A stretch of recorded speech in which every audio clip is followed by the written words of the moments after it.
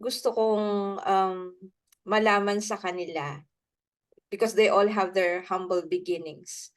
Ano yung part of their character na talagang nag-decide na gagawin ko talaga to whatever it takes? Ano yung nakapag talagang pinakarason mo na masasabi mo na gagawin ko to whatever it takes? Ayun, coach. Parang ano yung nakita mo rito, no? Kaya mo to Mm. gawin. Talagang kahit na may bagyo o kahit na bumibitaw ang mga team, naka-focus ka pa rin. Ano talaga yung nakita mo? At yun, na part ng character mo na pwede mong maibahagi, na pwedeng i-duplicate ng bawat isa. Okay. Sinong gusto mauna? Alright, Character ang tinatanong ni Coach Janet, no? Na po pwede nating ibahagi sa mga tao na ba't mo masabi na gagawin mo talaga si Live Good, no? By heart, no? With all your mind, with all your heart. Okay? Okay, Coach. alright, so yung sa akin po, sa lahat po ng mga partners na nandito, nakikita ko kasi kay Live Good na sustainable at the same time pang long term. Okay? Kasi marami po sa labas, sa umpisa lang magaling, pero sa kalagitnaan na, nagsishaky na. So yung sistema ang ganda din, okay? Duplicable, doable, at ang masarap po kay Live Good, okay, based on my experience, kasi po yung encashment on time, walang delay, minsan advance pa. Okay, yun po yung isa sa napakasarap na feeling sa mga kagaya ko, distributor. Okay? Tapos, yung mga coaches natin dito at the same time, okay, mababait, at the same time din po, consistent sa ginagawa natin. So, nasa tamang company tayo, nasa tamang mga coaches, nasa tamang mentors, okay, nasa tamang community. Okay, kaya kami nag-i-stay dito. Okay, wala kaming pakialam sa wala, ang nakafocus kami sa mga nandyan, nakafocus kami sa nandito. Kasi sabi pa nga, many are called but few are chosen. Marami ang makakakita ng Live Good, pero iilan lang ang pwedeng yumaman sa dulo. Okay? So, Coach Mark. Okay, Coach Mark. Alright, so yung sa akin naman po kung bakit nagtuloy-tuloy kami and kahit pa paano, yun nga nagkaroon po ako personally nagkaroon ako ng breakthrough po sa itong business sa Live Good kasi nakita ko po yung tinatawag na vision.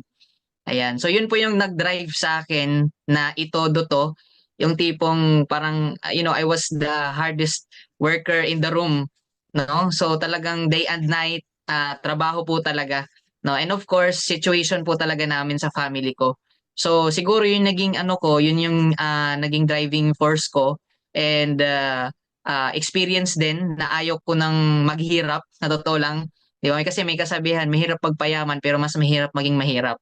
'Di ba? So that's the reality. So kumbaga sagad na rin po ako and ayoko rin makita kasi pa-senior na po yung parents ko eh. So kahit papaano man lang gusto ko makabawi din po sa kanila kaya wala na po akong sinayang na oras, no? And sobrang ganda po ni Live Good kumbaga lahat ng yun nga dinidiscuss naman po sa atin na lahat ng pahirap tinanggal na kaya ano pang kailangang 'di ba ano pa kailangang sayangin, 'di ba? So yun tinuloy-tuloy po namin kahit maraming nawala, maraming mga umayaw, may mga nagdi-distract pa. So, hindi po namin i-entertain kasi kitang-kita, klarong-klaro po namin yung vision at pwedeng mangyari sa amin dito. Your So, vision.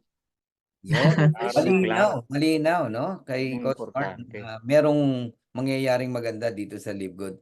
Sige, Coach Ryan. Ayan. Alright, so sa akin naman no, kung bakit po kami nagtuloy-tuloy mga coaches, mga partners, no, ay same kami, no, ang mga DPs to kasi ako, yung family ko, yun yung nagda-drive sa akin. Yun yung lakas ko. Even my father. Kasi mamaya may inspire kayo kasi magdadagat nga kami. Naalala ko way back. Anong nagdadagat lagi kami. Nakikita ko kalyo ni Papa sa dagat. So napapaluha ako every time na iisip ko yon. So, musmus pa ako nun. Tapos sabi ko, paano yung mama? So, then, eto, kung bakit kami nagtuloy-tuloy sa Live Good. Kasi in our past company, kami kasi, especially ako first company ko yun. Tapos eto second, si Live Good. ang commitment namin kasi tuloy-tuloy kahit na may struggles. Mm. So, kumbaga nakapokus kami sa isang business tapos pinaglaanan namin yan ng time. Sinimulan namin yan, tuloy-tuloy na yan. Wala kami sa isip na mag-quit or tumigil. Tatapusin namin, sinimulan namin. Kaya kami nawala dun sa past company kasi ang company mismo ang may mali. So, dito kami nakita namin kasi ang payout is siya, on time advance pa nga. Yun yung nagustuhan namin. Na ayaw namin doon sa past, which is dito na nagandahan kami. And lahat-lahat, even product and yung vision ng company, especially ng may-ari, yung pangarap ng company para sa mga members at mga distributor, no. So wala akong masabi sa company no na or reklamo or mga complaints, no, wala. Kasi halos almost perfect para sa akin yung company. So kaya ako nagstay ako kasi I treat my business as my career. So yun yung nasa isip ko. Ini-enjoy ko lang siya. Kahit maraming mga tumitigil, maraming mga bumibitaw, maraming nagdi-discourage, wala po kaming time sa ganun kasi doon pa lang sa past company nahahasa na po yung feeling namin. Kaya wala sa amin yung mga ganun na bagay na ibibig deal namin yung mga tumigil. So kaya namin kasi nag-start kami zero kaya namin ulitin yan. So yun yung inaano namin, yun yung mindset lagi namin. So yun Coach Fernan and Coach Janet and then Coach Ferd. Alright. Thank you. So nakita niya talaga yung design ng Live Good is perfect, no, or napakaganda, at yun yung hinahanap niya na company.